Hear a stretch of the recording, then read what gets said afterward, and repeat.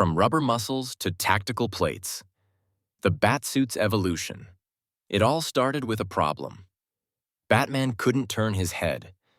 That single limitation kicked off a journey of more than 30 years, taking the on-screen Batsuit from sculpted rubber that looked powerful but barely moved to functional military-grade armor for a darker, more realistic hero. So, how did we get from there to here? More importantly, which suits hit the mark, and which ones were a crime against Gotham? Let's break down the evolution of the Batsuit and find out. Back in 1989, director Tim Burton had a vision. He tossed out the old-school cloth and spandex for something dark, gothic, and genuinely menacing. To create an intimidating muscular silhouette, costume designer Bob Ringwood's team sculpted armor from foam latex, applying it over a lycra bodysuit. But this powerful look had a serious drawback. The cowl was so restrictive that Michael Keaton literally couldn't turn his head. He smartly used this limitation, creating that iconic stiff posture we all know. By the time Batman Returns rolled around in 1992, the suit got an upgrade with sharper, more defined plating on the torso, showing us a Batman who was becoming a more seasoned fighter. Then came the mid-90s, and director Joel Schumacher decided to take things in a different direction. For Batman Forever, Val Kilmer's suit was inspired by Greek statues, designed to highlight anatomy instead of hiding it behind armor. The matte black was gone, replaced by a sleeker, almost shiny foam material. And yes, this is where the infamous bat nipples made their debut.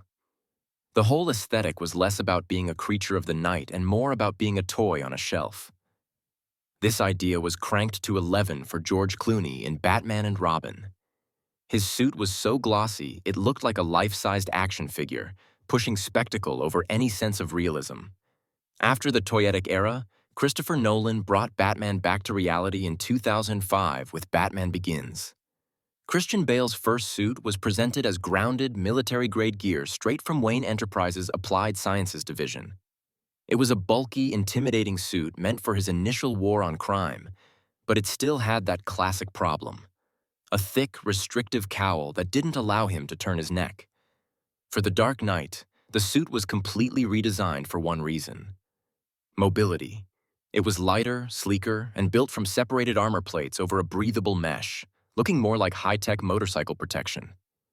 And most importantly, a new cowl design finally let Batman turn his head.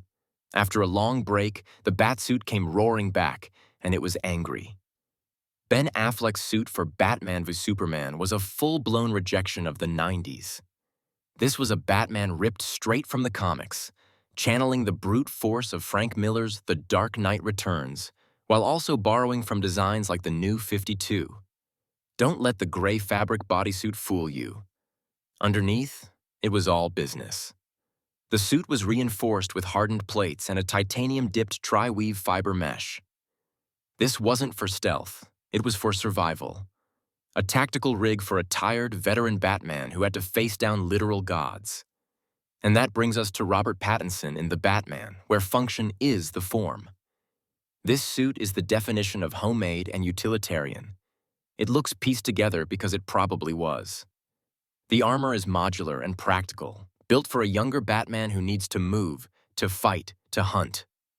The whole design gives off a vibe that's much closer to Special Forces gear than superhero spandex. You can see it in the details, like the police-issued ammo pouches on his belt. This thing is raw, it's brutal, and every scratch and dent tells the story of a guy fighting in the streets night after grueling night. So whether it's sculpted rubber, anatomical art, or tactical armor, every suit tells you exactly what kind of Batman you're about to get. We've watched the character evolve from a gothic phantom into a gritty street fighter just by looking at what he wears. What's your all-time favorite Batsuit? Drop it in the comments below. And if you enjoyed this, don't forget to like and subscribe for more breakdowns of your favorite heroes.